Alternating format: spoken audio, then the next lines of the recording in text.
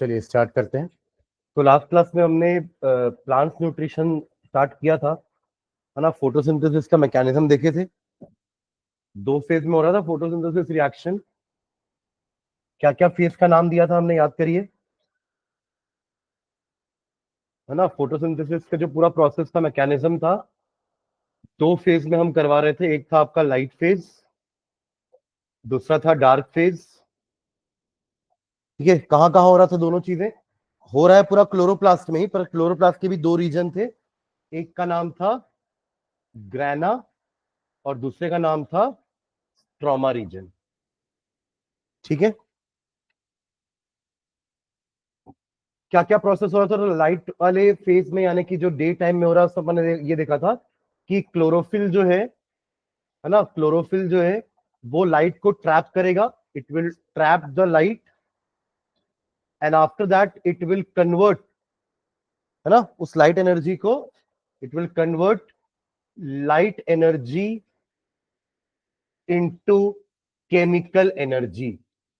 Chemical energy किस form में? इन the form of ATP.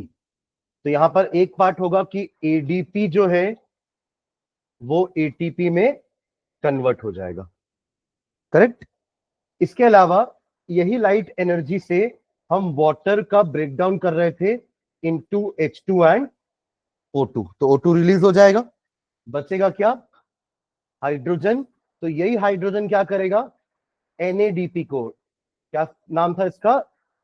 Nicotinamide adenine dinucleotide phosphate. इसको ये क्या करेगा?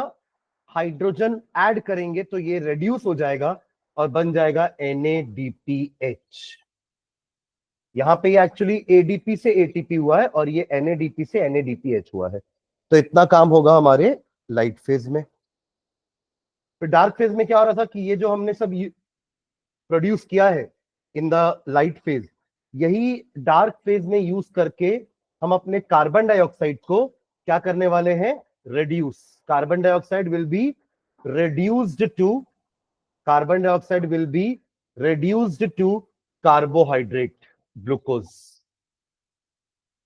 ठीक है, जिसके लिए अपन क्या रिएक्शन लिखे थे कि इस कार्बन डाइऑक्साइड में जो भी आपने एटीपी बनाया है लाइट फेज में, जो भी आपने NADPH बनाया है लाइट फेज में, और एक एंजाइम था जिसका नाम था RUBP, राइबुलोज बाइफॉस्फेट, ये सब हेल्प करेंगे in the reduction of carbon dioxide to glucose.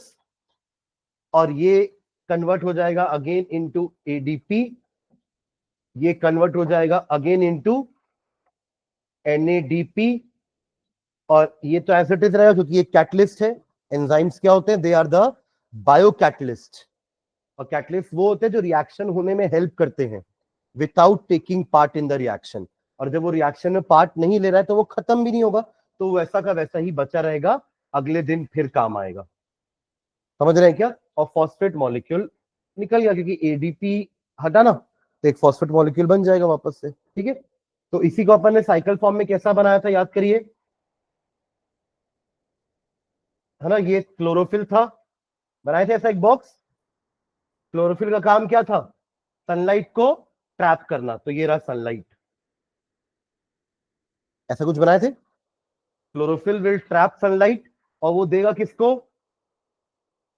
हाँ, मतलब बेसिकली वो सनलाइट क्या हेल्प से अपन एडीपी से एटीपी बनाएंगे। उसी से वाटर ब्रेक हो रहा था, है ना, उसी से वाटर ब्रेक हो रहा था। तो वाटर ब्रेक होकर के NADPH भी उसी से बना था, ऐसा कुछ लिखे थे।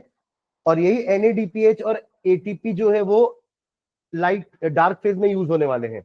ये लाइट फेज था और ये वाला जो हमने सेक्शन बनाया था वो किसका था? डार्क फेज का।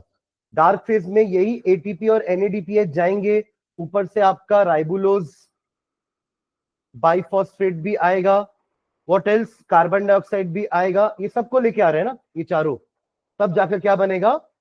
ग्लूकोज। और वापस से हमें क्या मिल जाएगा? NADP plus ADP। तो छूट रहा है क्या? हाँ, H2O छूट रहा है ना। यहां पर क्या आएगा आपका input? H2O। Anything else? O2 बाहर, बस, है ना, कार्बन डाइऑक्साइड आ गया।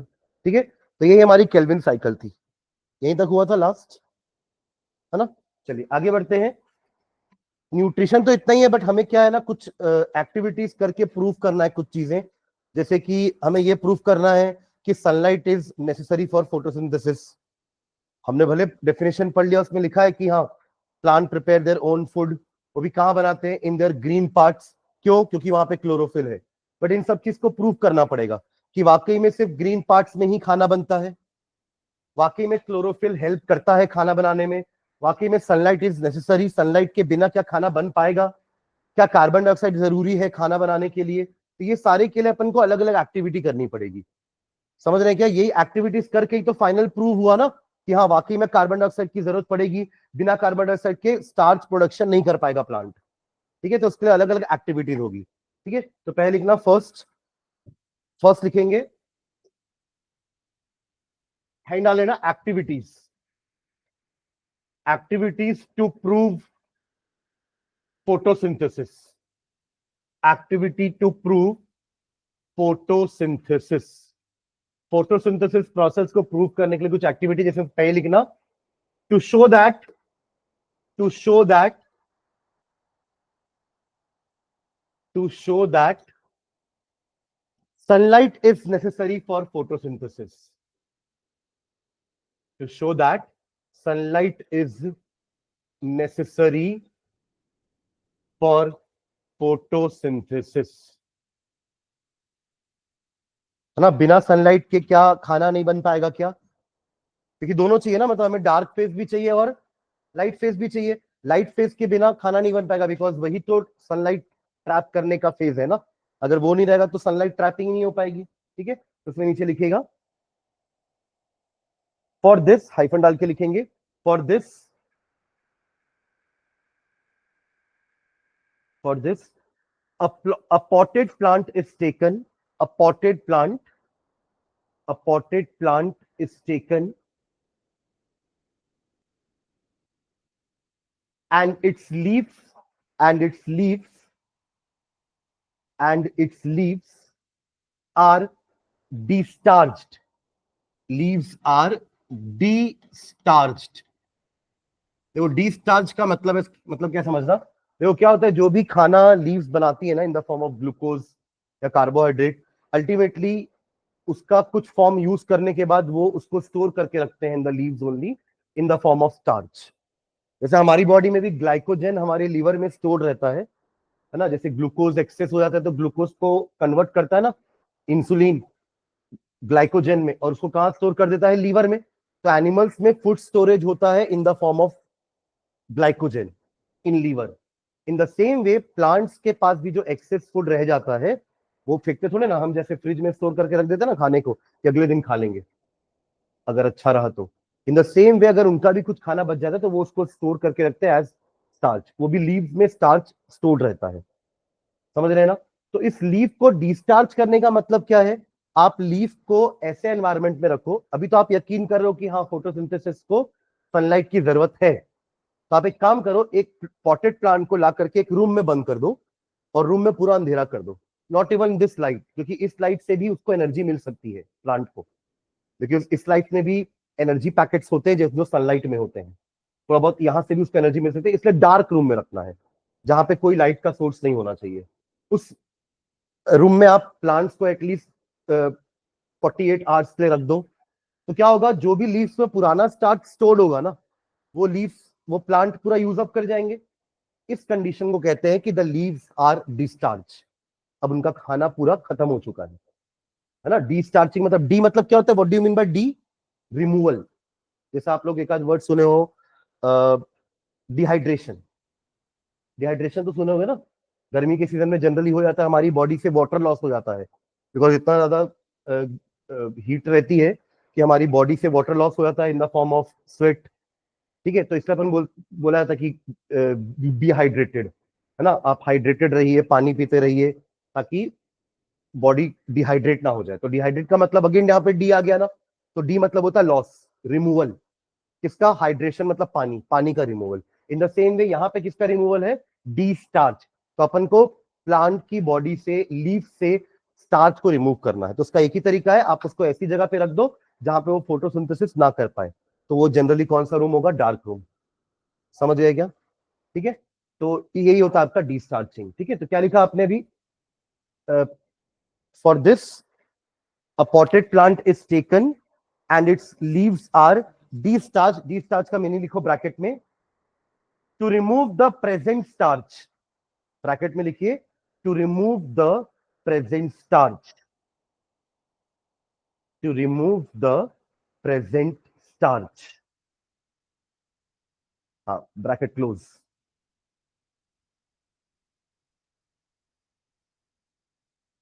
ठीक है, तो एक बार अगर उस प्लांट का पूरा स्टार्च खत्म हो चुका है तो अब अपन उसको टेस्टिंग कर सकते हैं कि अब उस लीफ के पास स्टार्च नहीं होगा। तो अब क्या करेंगे, आप एक लीफ में एक ब्लैक कलर का एक पेपर चिपका दो। पूरे लीफ को कवर नहीं करना है। अगर ये आपकी जैसे लीफ है तो उसमें से इतने पार्ट में आप एक ब्लैक कलर का पैच चिपका दो पेपर। उससे क्या होगा, आप जब इस पॉटेड प्लांट को जो डिस्चार्ज हो चुका है, आप इसको रखेंगे आप सनलाइट के ऊपर, सनलाइट में। अब इसको दो सनलाइट, देखिए खाना खत्म हो चुका ना इसका पुराना जितना भी होगा, तो अब उसको सनलाइट दे दीजिए। तो अब क्या होगा, जितने पार्ट में ग्रीन पार्ट एक्सपोज्ड है सनलाइट से, वो लोग तो सनलाइट कैप्चर करेंगे, उनका क्लोरोफिल सनलाइट कैप्चर करेगा। बट जो पार्ट ब्लैक से कवर कर दिया आपने, उसको सनलाइट नहीं मिल पा रही है। समझ रहे हैं मैं क्या बोल रहा हूं? लीफ को आपने डिस्चार्ज कर दिया पहले से, there is no previously stored starch in the leaves, है ना। किचन पूरा खाली हो चुका है, कुछ खाना नहीं है उसके पास, तो अब नए सिरे से वो खाना बनाना चालू करने वाले हैं। ठीक है, तो अब आपने एक पार्ट ऑफ द लीफ को कवर कर दिया ब्लैक से, just to make sure that कुछ पार्ट्स को सनलाइट मिले और कुछ को ना मिले। तो उससे क्या होगा, जिस पार्ट को सनलाइट मिल रही होगी वहां पे सनलाइट की ट्रैपिंग हो रही होगी, और जिसमें सनलाइट नहीं जा पा रही है वहां पे सनलाइट ट्रैप नहीं हो पा रही है, तो उतने पार्ट में खाना नहीं बनेगा। और खाना नहीं बनेगा तो स्टार्च स्टोर्ड भी नहीं होगा। आप समझ रहे हो क्या? तो 6-7 घंटे रख देना सनलाइट में, उतने देर में वो खाना बनाएंगे, स्टार्च स्टोर हो जाएगा।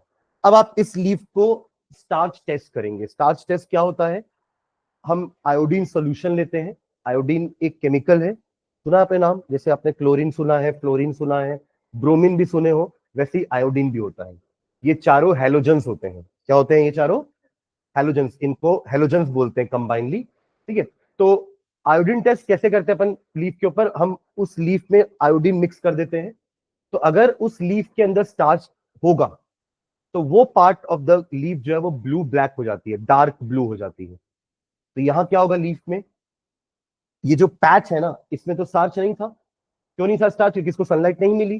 पर बाकी पार्ट को तो सनलाइट मिली ना, तो बाकी पार्ट ने, बाकी ग्रीन पार्ट ने खाना बनाया, तो वो पूरा पार्ट आपका ब्लू ब्लैक कलर का हो जाएगा on adding iodine to that part. वो बीच वाला जो पार्ट है जिसको अपन ने कवर करके रखा था ताकि उसमें सनलाइट ना जाए, तो पता चल जाएगा कि सनलाइट नहीं मिली तो खाना नहीं बना, खाना नहीं बना तो कोई स्टार्च नहीं था। उससे पता चलेगा कि इसमें स्टार्च नहीं है और बाकियों में स्टार्च है। तो बाकी और इसमें फर्क क्या था? बाकियों को सनलाइट मिल रही थी और इस पार्ट को सनलाइट नहीं मिल रही थी। This shows that sunlight is necessary. No doubt इस पार्ट में क्लोरोफिल था, बट आपने सनलाइट दी ही नहीं, तो वो ट्रैप क्या करेगा? आप समझ गए मैं क्या बोल रहा हूं? ठीक है, तो इससे अपन प्रूव कर पाए कि फोटोसिंथेसिस प्रोसेस में सनलाइट का होना जरूरी है। आपने देख लिया ना कि जिस पार्ट को सनलाइट नहीं मिली उसमें खाना बना ही नहीं, बना होता तो स्टार्च स्टोर्ड होता उसमें भी, और वो ब्लू ब्लैक कलर होके पता चल जाता कि हाँ स्टार्च वाज स्टोर्ड। समझ गए क्या? ठीक है, तो अपन यहाँ पे जितने भी एक्सपेरिमेंट करेंगे ना, हर बार प्लांट को पहले डिस्चार्ज करेंगे, जिसके लिए हम उसको 48 आवर्स के अराउंड डार्क रूम में रख देंगे, ताकि जितना भी प्रीवियसली खाना बना होगा, स्टोर्ड होगा, वो कंज्यूम कर ले प्लांट, ताकि पूरा उसका किचन खाली हो जाए। और फिर उस प्लांट को हम जो भी एक्सपेरिमेंट करना चाह रहे हैं उस हिसाब से टेस्टिंग करेंगे। जैसे अभी अपन ने कवर कर दिया था ब्लैक पेपर से, पूरी लीफ को मत करना, पूरी लीफ को कर दोगे तो पूरी लीफ में खाना नहीं बनेगा। और अपन को तो ये प्रूफ करना है ना कि कुछ पार्ट में बन रहा है जिसमें सनलाइट पड़ी, और जिसमें सनलाइट नहीं पड़ी वहां खाना नहीं बन पाया। इसका तो साफ मतलब यही होता है कि sunlight is necessary for photosynthesis. ठीक है, ठीक है, चलो नीचे लिखना। हाँ, after discharging, after discharging after discharging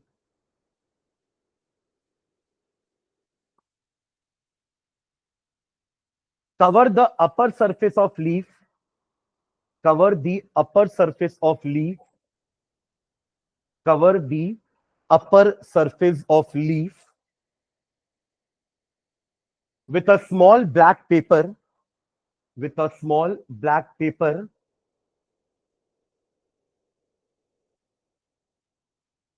with a small black paper, so that a part of the leaf, so that a part of the leaf, so that a part of the leaf do not get sunlight, do not get sunlight, do not get sunlight. Full stop. Keep this plant in sunlight for 6 to 8 hours. Keep this plant in sunlight.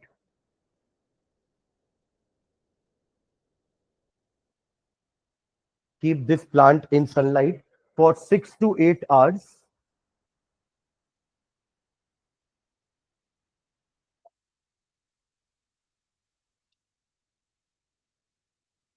ठीक है, full stop. Next line में लिखेंगे now perform now perform now perform the starch test on the leaf. Now perform the starch test on the leaf. Now perform the starch test on the leaf by adding few drops of iodine solution on the leaf. By adding few drops of iodine solution on the leaf.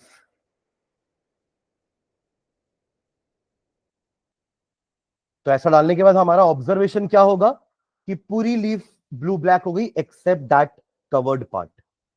ठीक है, तो full stop डाल के लिखेंगे, नीचे लिखना it is observe that, it is observe that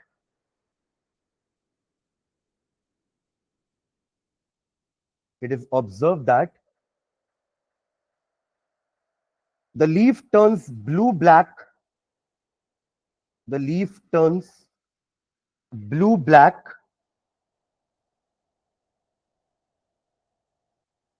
the leaf turns blue black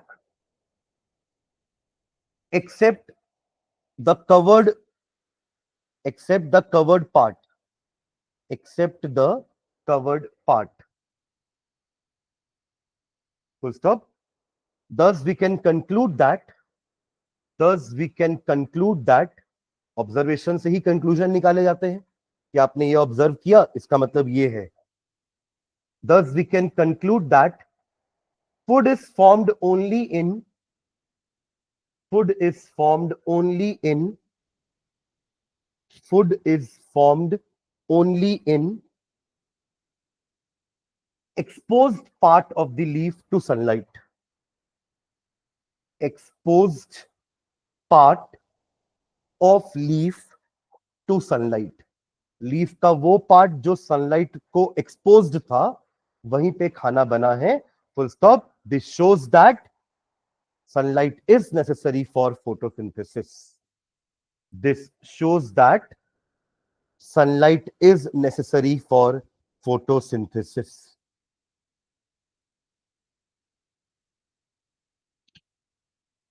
This shows that sunlight is necessary for photosynthesis. ठीक है, चलिए इसका सेकेंड लिखेगा. सेकेंड, ये फर्स्ट हुआ, सेकेंड लिखे. To show that chlorophyll is necessary, to show that, to show that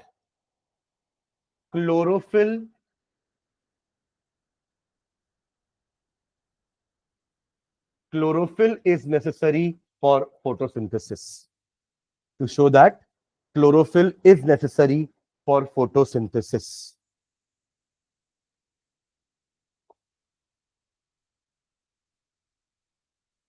ठीक है, तो इसके लिए कुछ ऐसे प्लांट लेने पड़ेंगे जिसकी लीव्स में ना अपार्ट फ्रॉम ग्रीन कलर, कुछ और कलर के पैचेस भी होते हो। जैसे आप मनी प्लांट की लीफ देखेंगे तो उसमें कुछ अलग कलर के पैचेस होते हैं, तो उन पैचेस में iodine test blue black colour नहीं देगा, क्योंकि वो नॉन ग्रीन पार्ट है लीफ का। ग्रीन पार्ट होगा वो जिसमें क्लोरोफिल होगा, नॉन ग्रीन वो होगा जिसमें क्लोरोफिल नहीं होगा। तो वो नॉन ग्रीन वाला पार्ट में स्टार्च टेस्ट आपका ब्लू ब्लैक नहीं कर पाएगा।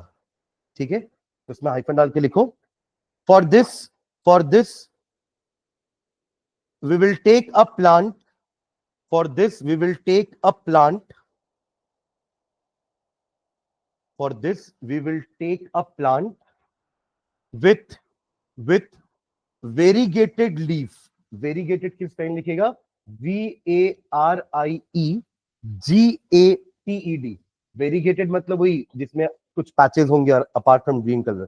वेरीगेटेड लीफ, मीनिंग लिख लो वेरीगेटेड का ब्रैकेट में, with some green and white और yellow patches, with some green and white और येलो पैचेस। उस टाइप की लीफ को हम वेरीगेटेड लीव्स बोलते हैं।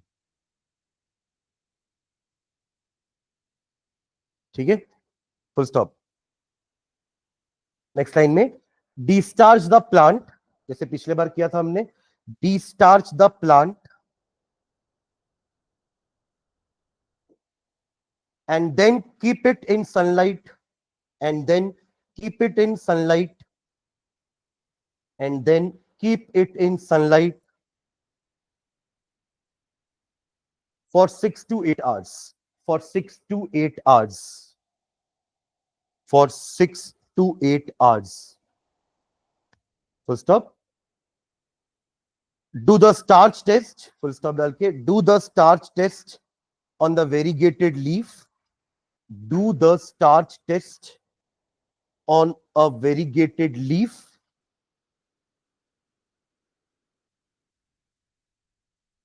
full stop. It is observed that, observation क्या होगा हमारा? It is observed that, it is observed that green patches of the leaf, green patches of the leaf become blue black, become blue black.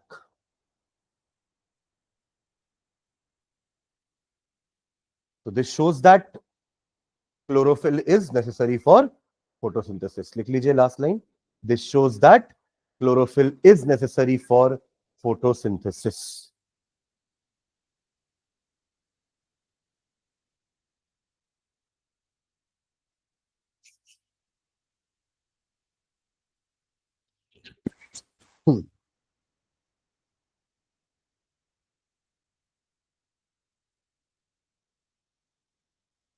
ठीक है, चलिए एक और third करते हैं last. To show that CO2 is necessary, carbon dioxide is necessary for photosynthesis.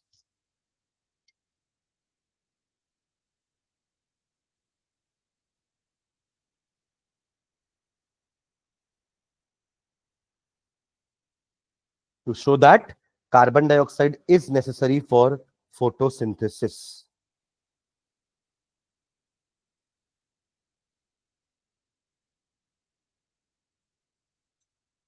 ठीक है, चलिए इसमें भी हाइफन डाल के लिखेंगे,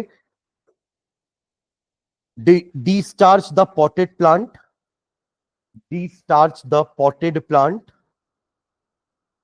destarch the potted plant,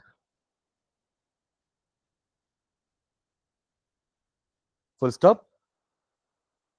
Put one leaf of a plant, put one leaf of the plant in flask, in flask A, in flask A, in flask A, with water in it, with water in it, with water in it. Whereas another leaf in flask B, whereas another leaf in flask B with potassium hydroxide in it, potassium, कोई formula बताएगा इसका?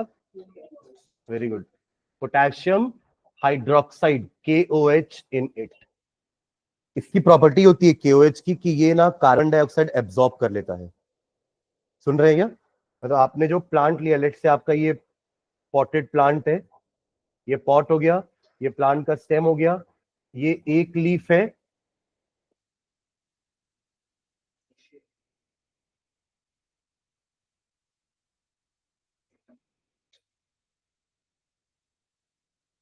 ये एक leaf हो गई और ये दूसरी लीफ। आपने एक लीफ को ना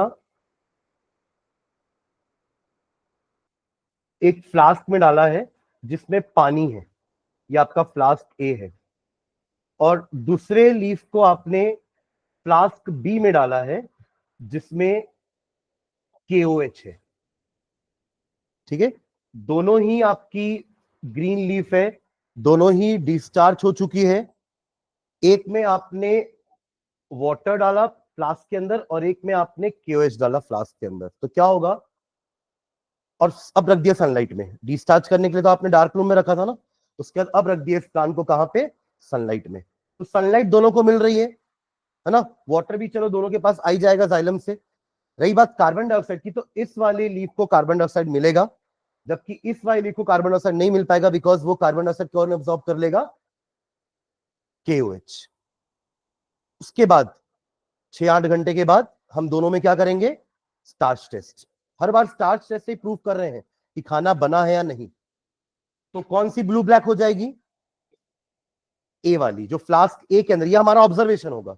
जब आप दोनों फ्लास्क ए और फ्लास्क बी की लीफ का स्टार्च टेस्ट करोगे, तो it will be observe that the leaf which was in flask A will turn blue black and will be का कोई चेंज नहीं होगा। इसका मतलब बी में खाना बन ही नहीं पाया। क्यों? क्योंकि बी वाली लीफ को कार्बन डाइऑक्साइड नहीं मिल पाया। तो this shows that carbon dioxide is necessary for photosynthesis. मतलब जो भी कार्बन डाइऑक्साइड इस फ्लास्क के अंदर रहा होगा वो KOH ने एब्जॉर्ब कर लिया होगा। ठीक है, ओके, तो क्या लिखे? फ्लास्क बी में क्या है? KOH इन इट, फुल स्टॉप। नेक्स्ट टाइम में लिखेंगे perform the starch test, perform the starch test in both the leaves, in both the leaves, in both the leaves, full stop. It is observed that, it is observed that, it is observed that leaf in flask A turns blue black. It is observed that leaf in flask A turns blue black, indicating the presence of starch, indicating the presence of starch, whereas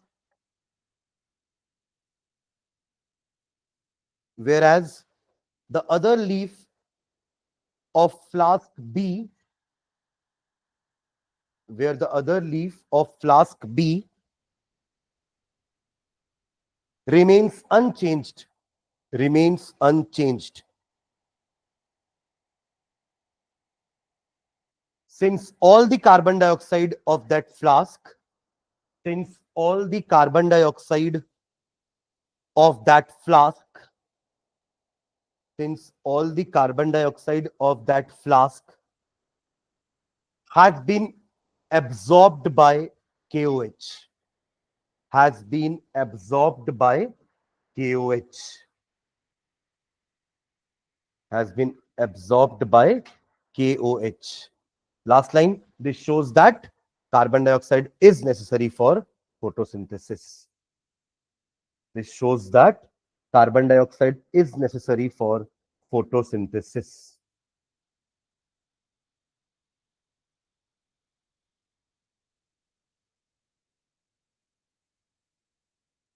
ठीक है, okay, एक topic और लिखना इसमें।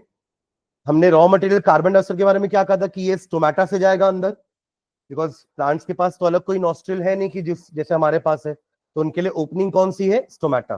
तो stomata का opening closing कैसे होता है उसके बारे में लिखना है, तो हम डालेंगे stomatal opening and closing, stomatal opening and closing. ठीक है, तो ये समझ गया ना ये वाला काम कैसे करना है, मतलब इसमें प्रॉपर स्टार्च टेस्ट करके ही हमें कुछ भी प्रूफ करना है क्लोरोफिल का, ये फोटोसिंथेसिस के बारे में, समझ रहे हो क्या? वरना एक आध बार कोई ऐसा भी लिख देता है, जैसे लिखे ना कि sunlight is necessary for photosynthesis और नॉट, तो उसने ऐसा लिख दिया कि डार्क रूम में रख दिए फोटोसिंथेसिस नहीं होगा, वो प्लांट मर जाएगा।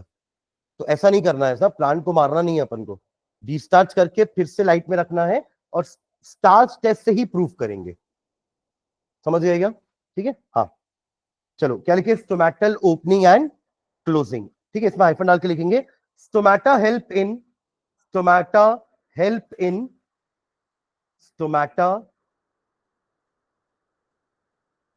Help in gaseous exchange, help in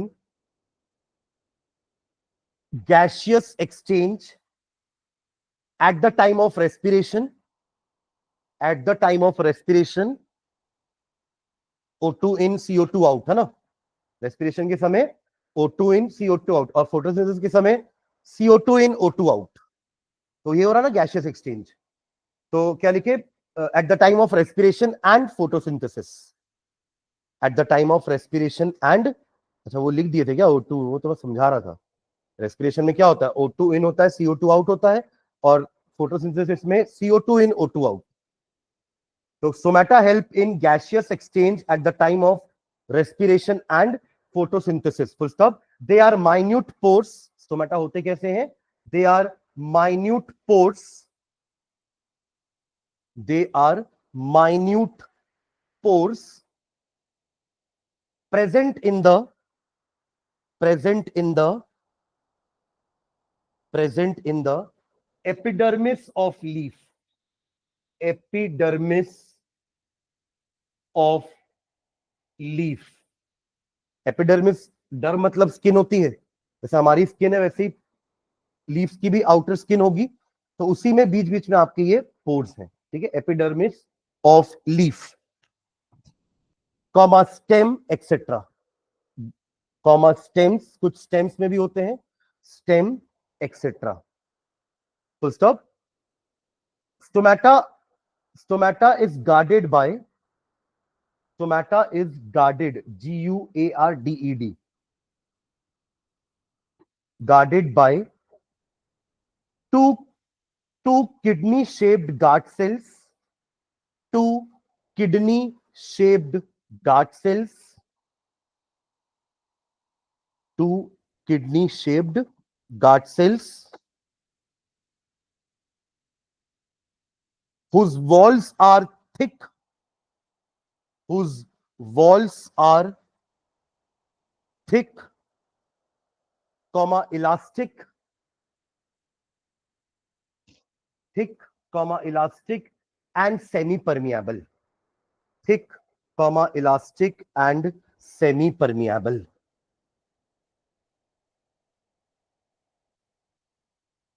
ठीक है, मतलब अगर ये आपके स्टोमेटल ओपनिंग है तो इसके आसपास दो किडनी शेप्ड गार्ड सेल्स हैं, है ना, जिनकी वॉल जो है वो थिक है, इलास्टिक क्यों, क्योंकि ये बार बार स्वेल होकर के और श्रिंक होकर के इस ओपनिंग को ओपन और क्लोज करेंगे, इसलिए उनका इलास्टिक होना जरूरी है। जब इनमें पानी भर जाएगा तो ये एंडोऑस्मोसिस से जब पानी भरेगा तो ये स्वेलअप हो जाएंगे, जब स्वेलअप होंगे तो ये ओपनिंग ओपन हो जाएगी, स्टोमेटल पोर्स ओपन हो जाएंगे। हमेशा ओपन नहीं रहते ना, वरना बहुत ज्यादा वाटर लॉस हो जाएगा। मतलब जहां प्लांट को लग रहा है कि बहुत वाटर लॉस हो रहा है ना, तो वो अपनी स्टोमेटल ओपनिंग को बंद कर देते हैं। समझ रहे मैं क्या बोल रहा हूँ? जैसे डेजर्ट प्लांट्स का तो दिन भर स्टोमेटा बंद रहता है, बिकॉज इतना हीट रहता है डेजर्ट में, ऑलरेडी वहां पे पानी की कमी है। अगर दिन भर पोर ओपन रहेगा तो वाटर लॉस हो जाएगा बहुत ज्यादा। समझ रहे मैं क्या बोल रहा हूं? तो इसलिए ये गार्ड सेल्स डिसाइड करते हैं, because of the pressure in the guard cells swell हो जाते हैं, स्वेल होने से ये ओपनिंग ओपन हो जाएगी, वाटर लॉस होगा ट्रांसपिरेशन से। ट्रांसपिरेशन समझते हैं, जैसे हमारी बॉडी में पर्सपिरेशन होता है, स्वेट से वाटर लॉस होता है, in the same way plants की बॉडी में ट्रांसपिरेशन से वाटर लॉस होता है। एक्सेस वाटर लॉस भी होना चाहिए, तो वो होगा थ्रू दिस स्टोमेटल ओपनिंग। जहां एक्सेस वाटर लॉस हो गया, धीरे धीरे ये गार्ड सेल्स क्या हो जाएंगे, श्रिंक हो जाएंगे। श्रिंक होंगे तो अपने आप ये ओपनिंग क्या हो जाएगी, क्लोज हो जाएगी। तो इसलिए इनका इलास्टिक होना जरूरी है, लेकिन इनको बार बार स्वेल श्रिंक होना है। इलास्टिक से समझ गए ना, फ्लेक्सिबिलिटी, ठीक है। ओके, नेक्स्ट टाइम में लिखेंगे opening and closing of stomata, opening and closing of stomata, opening and closing of stomata occurs due to opening and closing of stomata occurs due to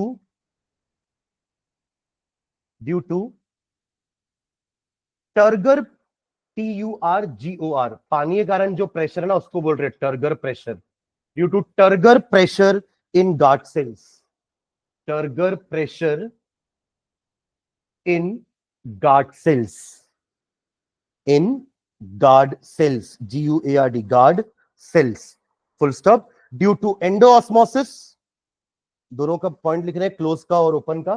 due to endosmosis, due to endosmosis, an increase in turgor, an increase in turgor, पानी भरेगा, cell swell up होगा, pressure बढ़ेगा walls के अंदर internally. An increase in turgor of guard cells takes place, of guard cells takes place, which results in stretching, which results in stretching, which results in stretching of their outer and inner walls, stretching of their outer and inner walls,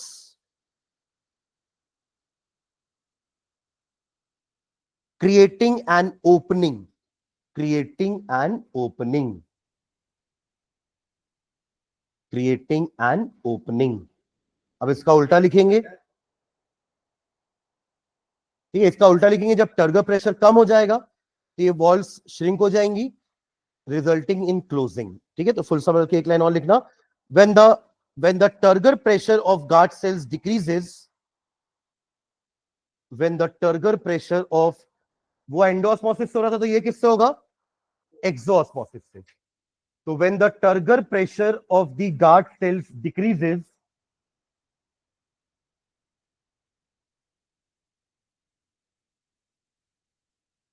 due to exoosmosis, due to exoosmosis,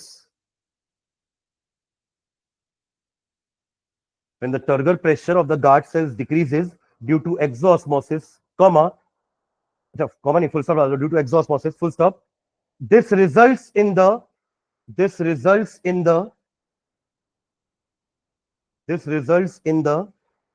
walls moving closer, walls moving closer, finally shutting the opening, finally shutting the opening, SHUTTING, finally shutting the opening।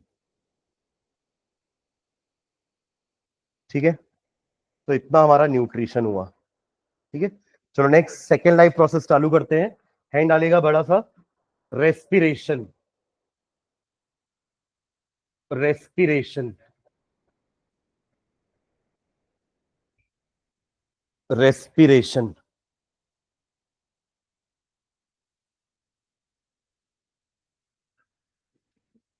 ठीक है, तो respiration as I discuss की respiration का मतलब सिर्फ oxygen in CO2 out होना नहीं होता है, वो तो सिर्फ ब्रीदिंग कहलाता है।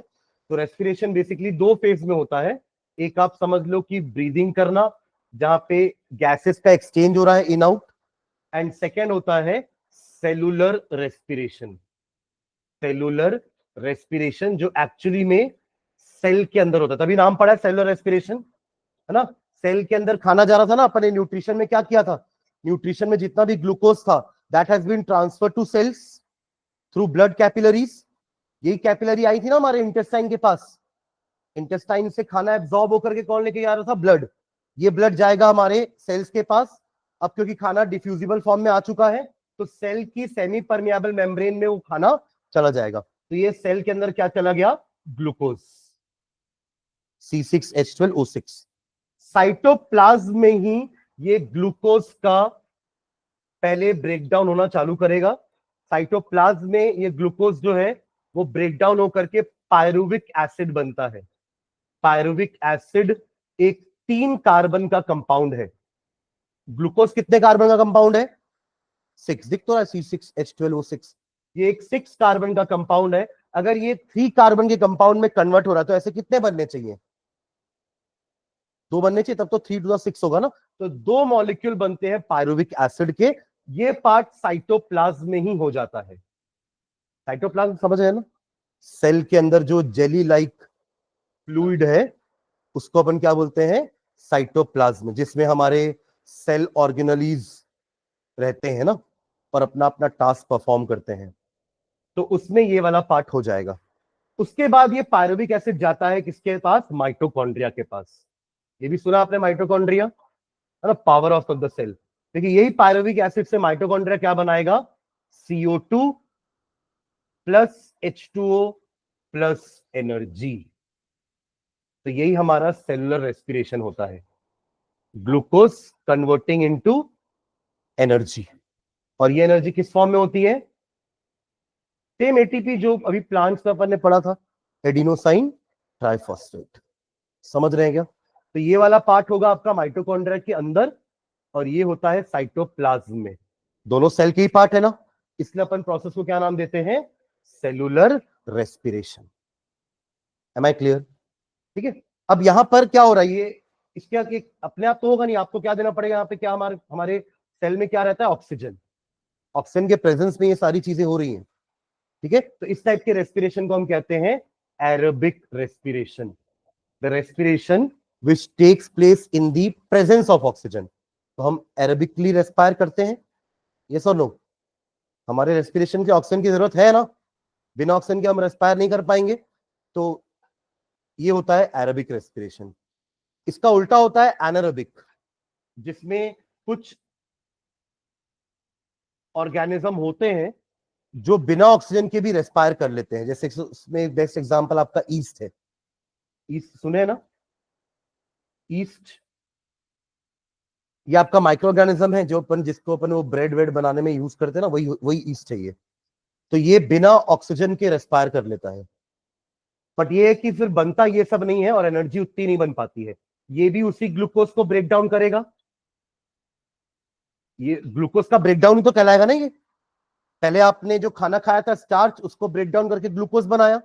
ग्लूकोज को और ब्रेक डाउन करके क्या बन रही है? Energy in the cell. तो ईस्ट भी इसी ग्लूकोज को ब्रेक डाउन करेगा बट ऑक्सीजन के बिना। इसको बोलते हैं एनारोबिक रेस्पिरेशन। तब क्या है ना, फिर ये दोनों बनेगा भी नहीं क्योंकि प्रॉपर ऑक्सीजन मिल नहीं पाएगा, ज्यादा ऑक्सीजन है नहीं हमारे पास। तो वाटर नहीं बनता है, कार्बन डाइऑक्साइड जरूर बनता है और साथ में बनता है अल्कोहल। क्या बनता है? अल्कोहल। तो ईस्ट को अपन यूज करते हैं वो सब बनाने में, बियर वियर बनाने में भी ईस्ट का यूज होता है ना। तो हमारे ब्रेड में भी अल्कोहल होता है। इससे तो अपन कच्चा वो जो बैटर है जिससे अपन ब्रेड बनाने वाले हैं उसका से कच्चा खाओगे ना तो उससे आपको नशा होगा क्योंकि उसके अंदर अल्कोहल है। पर फिर हम ब्रेड खाते तो हमको नशा क्यों नहीं होता है? क्योंकि आपने वो ब्रेड को बेक कर दिया है। मतलब ये जो बैटर बनेगा, आपने ईस्ट डाला ना, ईस्ट ने रात भर में रिएक्शन किया यही वाला, उसमें CO2 भर दिया जिससे आपका ब्रेड थोड़ा फ्लफी हो गया। CO2 के कारण ही फ्लफीनेस आती है। समझ रहे मैं क्या बोल रहा हूं? ये CO2 के कारण ही क्या आता है? क्योंकि एयर आ गया ना बीच में। तो एयर आ गया बीच में, तो एयर मतलब CO2 आ गया बीच में, तो फ्लफीनेस आ गई, स्पॉन्जीनेस आ गई। साथ में अल्कोहल भी है उस बैटर में। तो अब क्या करोगे आप? उसी बैटर को एक सांचा लेते हो, मोल्ड ब्रेड का। कैसा ब्रेड का कैसा सांचा होगा? वो क्यूबॉइडल होगा। ब्रेड का पैकेट देखो ना आप लोग, तो क्यूबॉइडल सांचा लेंगे, उस बैटर को डाल देंगे और अब उसको क्या कर देंगे? बेक कर देंगे। तो बेक करने पर और ज्यादा कार्बन डाइऑक्साइड प्रोड्यूस होगा तो वो फूल जाता है। ब्रेड क्या हो जाएगा? फूल जाएगा। प्लस जितना भी ये अल्कोहल बना होगा ना, ये इवेपोरेट हो जाएगा। इससे हम ब्रेड खाते तो उसमें अल्कोहल नहीं होता क्योंकि वो ऑलरेडी पूरा क्या हो चुका है? इवेपोरेट हो चुका है। समझ रहे हैं क्या? पर फ्लफीनेस है उसके अंदर क्योंकि कार्बन डाइऑक्साइड तो है। Am I clear? ठीक है। तो ये आपके ईस्ट हैं जो एनारोबिकली रेस्पायर करते हैं, वो भी ग्लूकोज का ही ब्रेक डाउन कर रहे हैं into carbon dioxide and alcohol. ठीक है, इसके अलावा sometimes our body also respire anaerobically, हमारी बॉडी में भी कुछ पार्ट्स में एनारोबिक टाइप का रेस्पिरेशन हो जाता है। ऐसा तब होता है जब हमारी बॉडी को ऑक्सीजन की रिक्वायरमेंट ज्यादा होती है और हमारा ब्लड उस ऑक्सीजन की रिक्वायरमेंट को फुलफिल नहीं कर पाता है। देखो, ये ब्लड ही है जो हर चीज कैरी करके लेके जा रहा है। खाने को भी हर सेल तक पहुंचाने का काम किसका है? ब्लड का।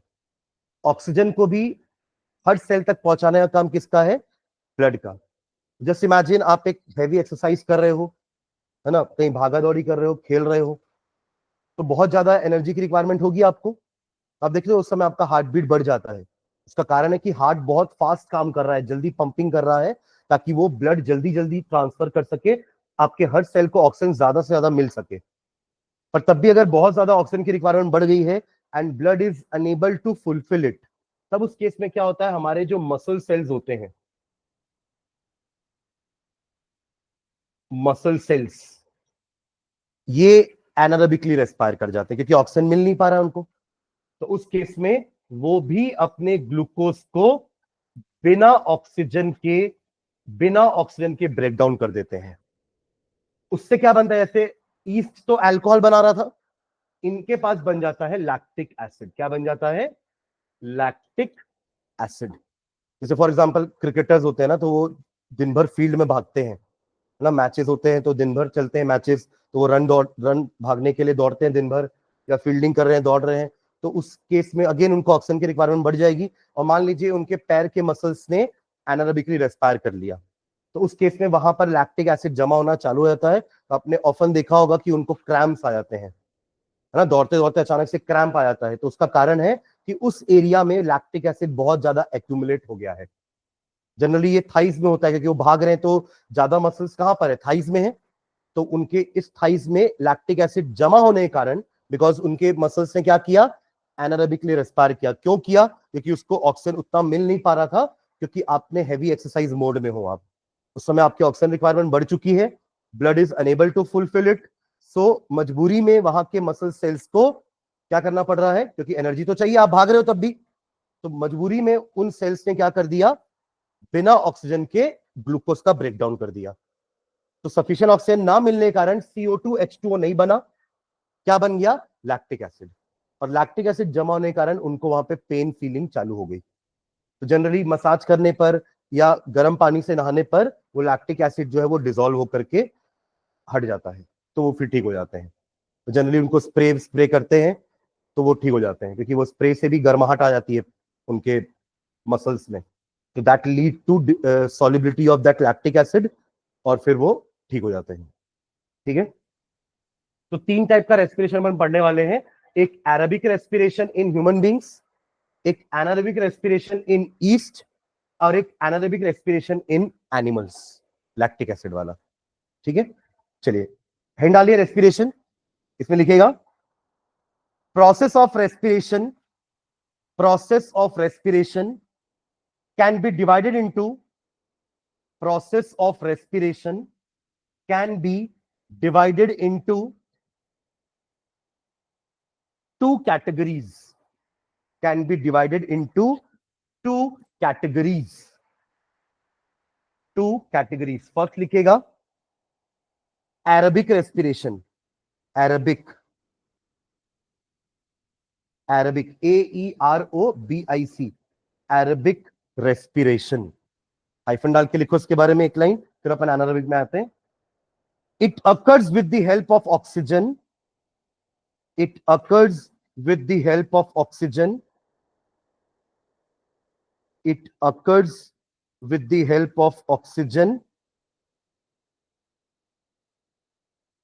and is responsible for the and is responsible for the and is responsible for the complete breakdown and is responsible for the complete breakdown of glucose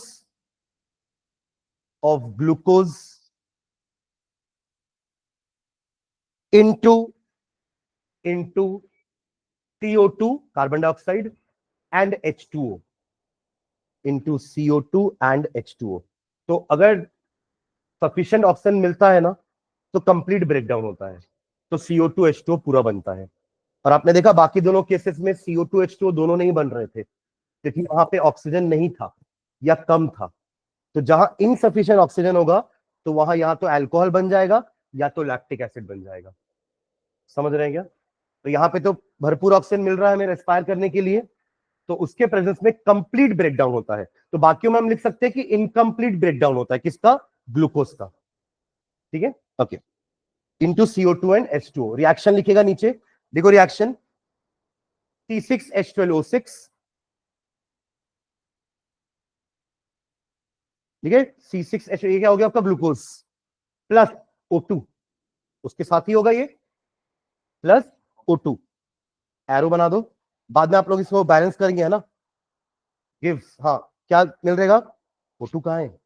अच्छा, O2 पहले लिख दिया, ठीक है। हाँ, लिखो CO2, क्या? CO2 plus H2O plus H2O plus energy, plus energy. Balance करिए इसको, इससे पहले एक्सपेरिमेंट पहले ही बैलेंस किए हैं।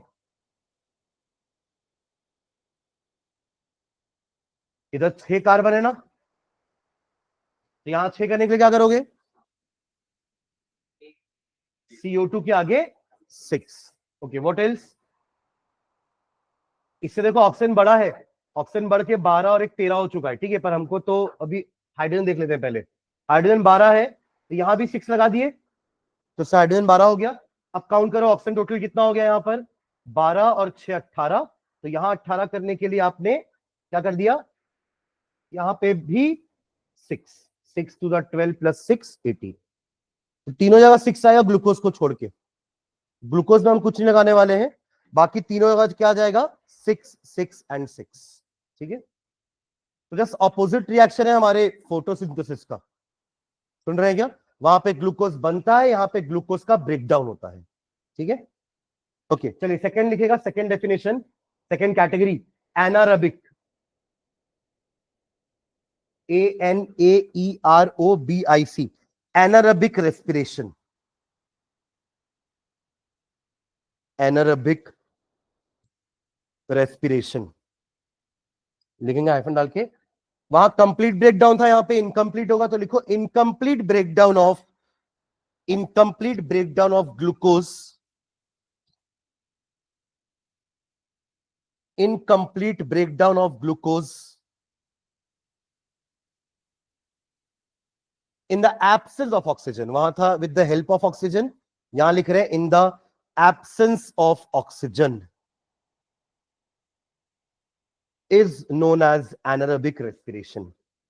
Incomplete breakdown of glucose in the absence of oxygen is known as anaerobic respiration. Is known as anaerobic respiration. Example लिखो इसमें, example. अच्छा, ये प्रोसेस को क्या बोलते हैं जिसमें अपन ईस्ट डालते हैं? What does that process known as?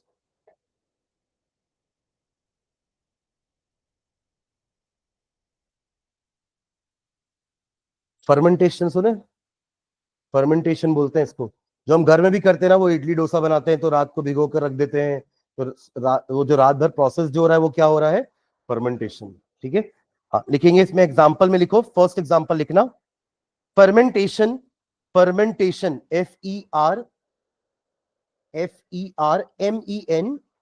FERMENTATION, fermentation is an example of anaerobic respiration. Fermentation is an example of anaerobic respiration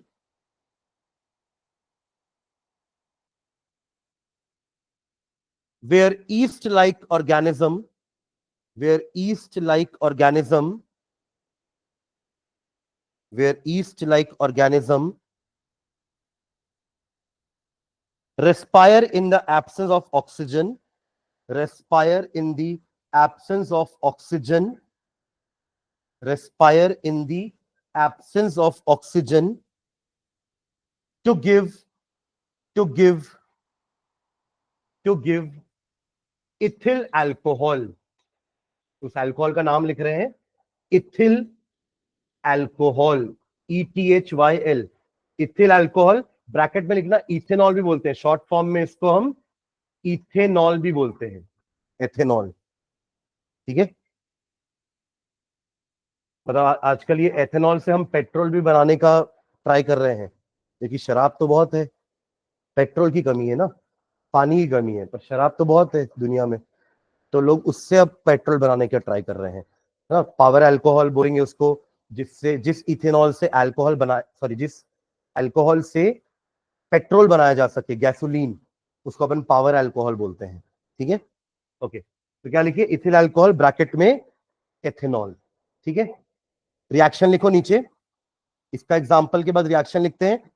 लिख लो, ग्लूकोज का फॉर्मूला लिखिए C6H12O6, ब्रेक डाउन तो उसी का हो रहा है ना हर बारी, C6H12O6 लिख लिए। अब यहां पे +O2 मत लिख देना, क्योंकि एब्सेंस ऑफ ऑक्सीजन है ना, तो आप सीधा एरो में ईस्ट लिख दो, ईस्ट, और एरो के नीचे लिख देना कंडीशन क्या है, absence of oxygen, absence of oxygen, और बना देना ये फॉर्मूला लिख रहा हूं, यहां पे ध्यान देंगे, C2H5OH, this is the formula of ethanol, और साथ में बनेगा CO2 प्लस एनर्जी, तो यहां भी बनेगी पर थोड़ी सी कम रहेगी in comparison to our process. ये हमारा प्रोसेस है ना जिसमें बहुत सारी एनर्जी बनेगी, तो C6H12O6 in the present, in the absence of oxygen, इसमें होगा ये रिएक्शन और आपको ये मिलेगा। ठीक है, बैलेंस करो उसको भी।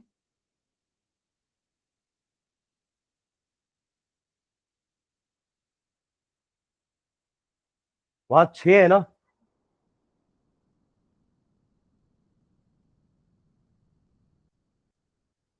अगर मैं यहां पे 2 लगा देता हूं और ये भी 2, तो काम हो जाएगा, देखो एक बार, 6 ऑक्सीजन हो गए, 6 कार्बन भी हो गए, और 6 और 2 12 हाइड्रोजन हो गए। देखो पूरा यहां लगाओगे ना तो हाइड्रोजन बढ़ जाएगा उससे काफी, इसलिए 2 इधर भेज दिया मैंने। सुन रहे हैं क्या, पूरा आपने अगर यहीं पर बोले ऐसा 6 कार्बन है, तो यहाँ 3 लगा देते तो 3 + 6 हो जाएगा, और उसको देखिए कि हाइड्रोजन भी बढ़ के 18 हो जाएगा, तो यहाँ तो 18 हाइड्रोजन है नहीं, इसलिए 2 यहां रखा, 1 यहां कर दिए। ठीक है, एक एग्जाम्पल और लिखना नीचे, ये तो ईस्ट वाला एग्जाम्पल हो गया, हमारी बॉडी का भी लिखते हैं ना, मसल सेल्स वाला, नीचे नीचे लिखना, एग्जाम्पल नंबर 2 करके लिख लो।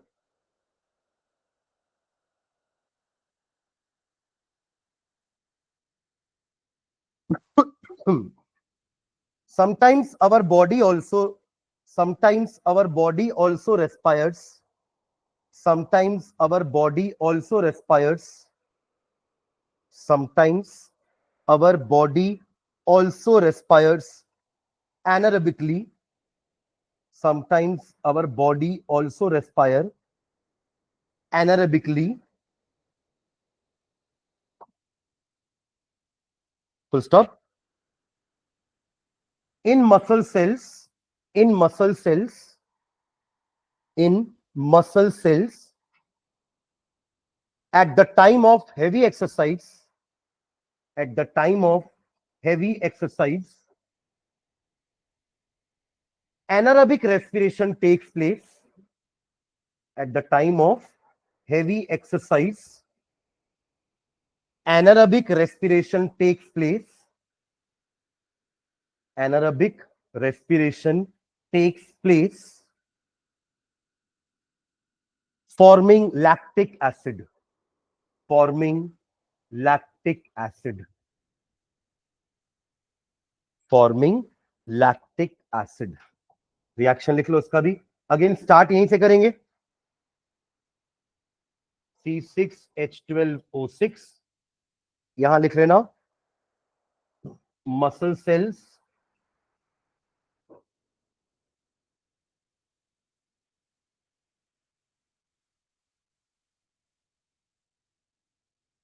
absence of oxygen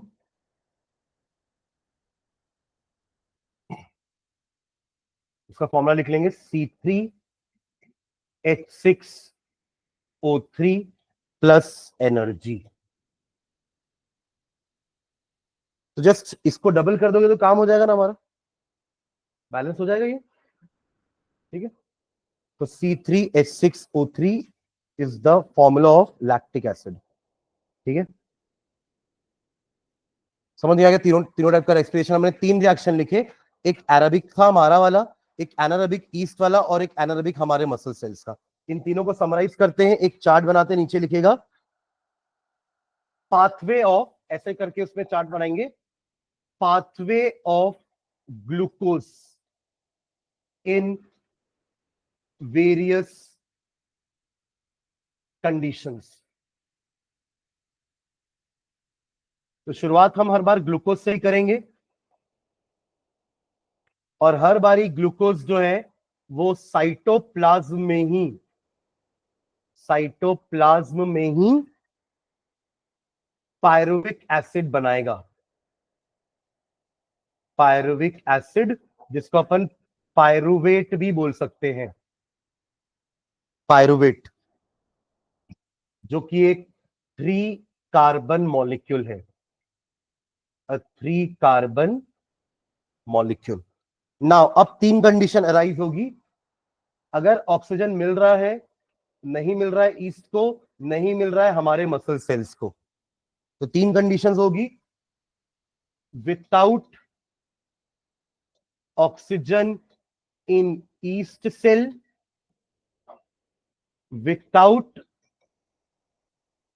oxygen in muscle cell, and with oxygen या presence of oxygen in mitochondria.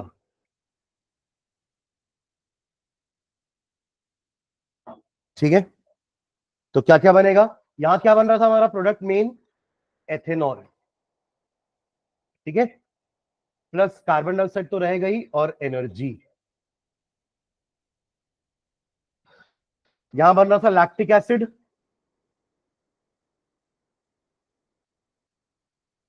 Plus energy,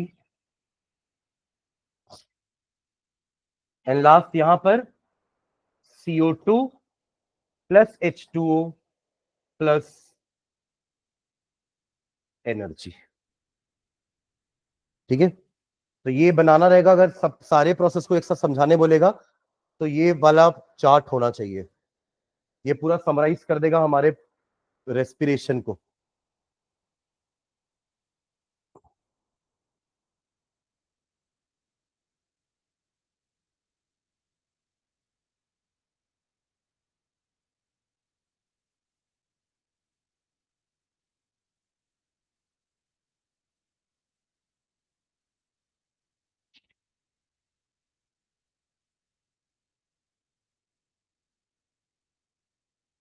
ठीक है, नोट करके एक पॉइंट लिख लो लास्ट। एनर्जी के बारे में अपन लिखे नहीं ना एटीपी अभी तक कहीं पर भी, नोट में लिख लेते हैं, नोट करके लिखेंगे। ATP is the ATP is the energy currency of the cell. ATP full form भी लिख लेंगे, adenosine triphosphate. ATP adenosine triphosphate is the energy currency of the cell. ये अपन सेल में भी पढ़ते थे 9th क्लास में, एनर्जी करेंसी बोलते because energy is in the form of ATP. तो energy currency of the cell, full stop. In aerobic respiration, in Arabic respiration, in Arabic respiration, 38 ATP molecules are produced. 38 ATP molecules are produced. एक glucose के breakdown से, ये जो अपने लिखा ना यहां पर ये वाला, ये एक्चुअली कितना एटीपी है? 38 ATP are produced. Whereas in anaerobic respiration, only 2 ATP molecules are produced. Only 2 ATP molecules are produced. Only 2 ATP molecules are produced. ठीक है, चलिए, तो ये रेस्पिरेशन का सेलुलर पार्ट खत्म हो गया है. अब बचा है ब्रीदिंग वाला, जिसको अपन एक्सचेंज ऑफ गैसेस भी बोल सकते हैं. उसको नेक्स्ट क्लास में चालू करते हैं. ठीक है, तो नेक्स्ट क्लास में रेस्पिरेशन खत्म करेंगे, है ना. इसके बाद हमारा 2 लाइफ प्रोसेस और बचेगा, दैट इज ट्रांसपोर्टेशन. वो बहुत इंपॉर्टेंट है. और एक